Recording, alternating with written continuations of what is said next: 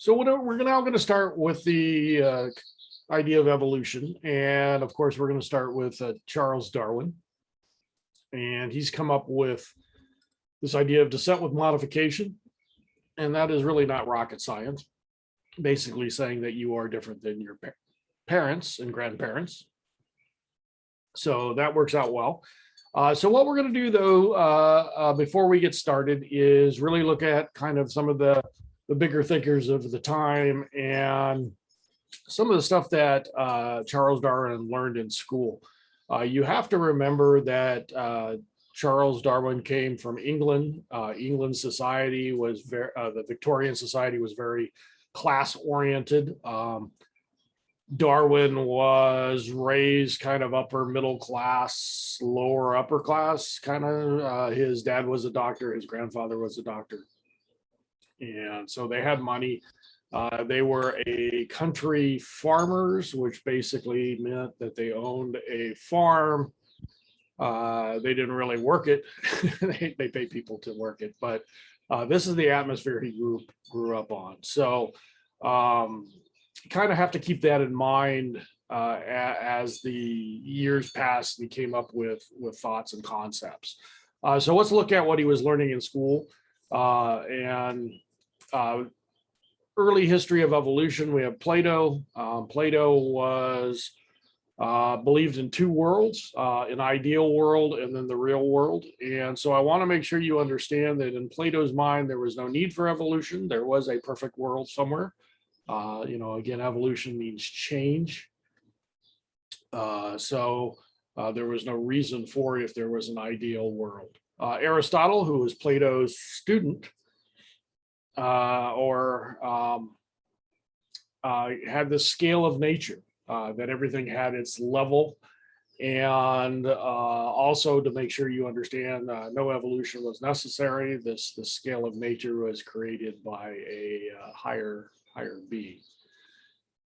And then the Judeo-Christian Old Testament, if you read it, it begins in the beginning.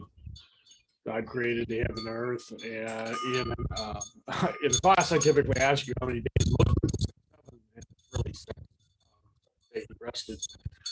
And so again, it talks about the creation of everything on the planet. So no belief early on in the idea of evolution.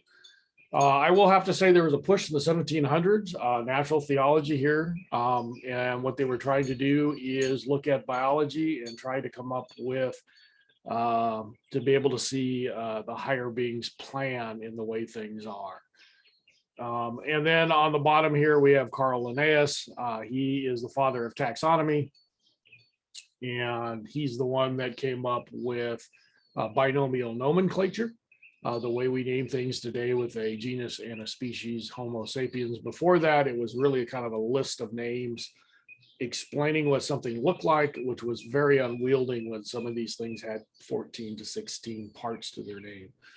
But he grouped them together, not because he believed there was any evolutionary or genetic connections, just because of similarities that he recognized that, again, that was part of God's plan. So everything on this page was pretty much thinking that of creationism or whatever you want to call that there was a higher being that created it. I do want you to realize, though, that Charles Darwin was not the first person to come up with the idea of evolution. Matter of fact, his grandfather had actually written a letter suggesting that evolution occurs along with others. So it wasn't a novel idea. It just was not very popular.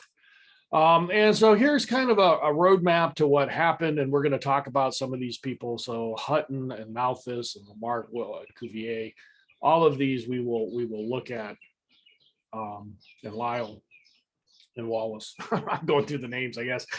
So we'll look at each one of these individually. So this kind of gives you a timeline of what's going on in Darwin's life and how he came to print the book. So we're going to go through kind of this through step by step. So we'll start with some of the guys that you see here, and I'm going to start with the first one here, which is James Hutton. Oops, wrong way. James Hutton, he was a geologist, and he is known for this term gradualism. What he realized as he looked at things like canyons, and I've got a picture up there on the left of the Grand Canyon, that small little changes over time can cause massive changes in geology. And so here on the left, you can see, again, he's suggesting that this river could cut through and make this huge canyon. And then he was also familiar with rocks and things, and looked at paleontology and realized that the older fossils were down lower and the newer fossils were up higher. So he picked up all on that. Now, he wasn't a firm believer in evolution at all. He actually was, again, looking at this as a kind of a master plan by some higher being. All right, the next one is Georges Cuvier. He is the father of paleontology, and he came up with the idea of catastrophism. Looking at the fossil records, he realized that there were these mass extinctions, and he believed there had been 6 on the planet. That is the number that he has come up with. And he even went further to explain that the last catastrophe was Noah's flood from the Bible. So again, not a proponent of evolution, but of a higher being.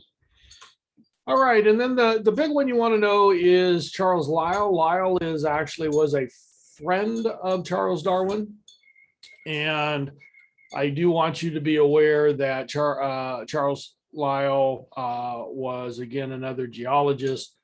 He wrote Principles of Geology, and it is a 3-volume set. Darwin actually took the first 2 volumes, which were completed on his famous journey to the Galapagos. So that was some of the books that he had. And the book is called The Principles of Geology. Today you can buy it as a single bound copy, but back then it was 3 different books. And he kind of, same with what Hutton had come up with, is he noticed that these small changes can make big, huge effects. But more importantly, he came up with the idea that the laws of geology haven't changed. So the processes that are operating today to create that canyon were the same things that were happening back then and happening at the same rate. So time, things didn't speed up or slow down. And what's probably the most important part of this is that Charles Lyell's books suggested the Earth is a lot older than people had thought. People had tried to calculate from the Bible how old the Earth is, and they got anywhere from 4,000 to 6,000 years. In reality, the Earth is a lot older than that. Now we know it's 4.6 billion years old. And this is going to be extremely important for Charles Darwin because he needs time for his mechanism of natural selection to work. He needs time. So again, the Principles of Geology, that was one of the books. Technically, it was 2. He had the first 2 volumes with him on the ship.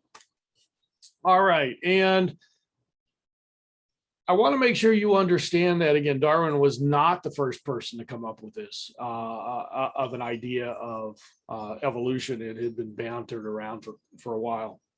And I want you to know of Lamarck. And I'm not sure I've got it spelled correctly. Sometimes you see it like this. Sometimes you see it with a large M and a C before the K. And I might have spelled it differently. Yeah, actually, it's spelled a little bit different down here. But the idea behind Lamarck was he tried to come up with a mechanism for how evolution would work. And that is the idea of inheritance of acquired traits. So the things that you do during your lifetime, they can be passed on to your children. And that's what's showing on the bottom right is kind of his theory of how giraffes' necks got so large. Is they would stretch their necks during their lifetime, And by stretching them, they got longer, and then they would pass this on to their children. We know this is not true. The things that you do during your lifetime will have no effect on your children. I mean, you can screw your children up. You can get healthier, so your kid may be slightly healthier, but there aren't traits. You can't work out and get stronger, so your kid will be stronger. Or you can't stretch your body, so your kid will be taller. The picture on the left is an example that was used in the book of a bonsai tree. And so this person is clipping the tree and keeping it, and it's a great artwork, very hard to do and keep the tree alive and looking nice. But they make these bonsai trees. But reality is, you take a seed from this plant and you plant it, it is going to be a normal size plant. It's not going to grow small. All right, for that, we will stop.